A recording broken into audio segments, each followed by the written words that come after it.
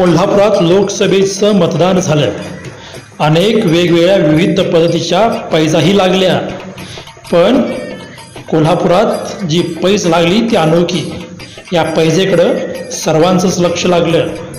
कोल्हापुरातल्या शाहूपुर येथील भडका ग्रुपमधील कार्यकर्त्यांच्या हटके पैजेची चर्चा सर्वत्र होते.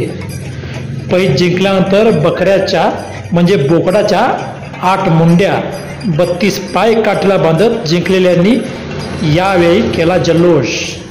पैज होती शाहू छत्रपती महाराज या लोकसभा निवडणुकीला निवडून येणार नाही म्हणत ग्रुपमधल्या अनेकांनी छत्रपती शाहू महाराज निवडून येताच 8 मुंड्या आणि 32 पाय आणि 50,000 रुपयांची रोख अशी काठीला बांधत त्यांनी ही पैज जिंकली आणि गुलाल लावून जल्लोष केला.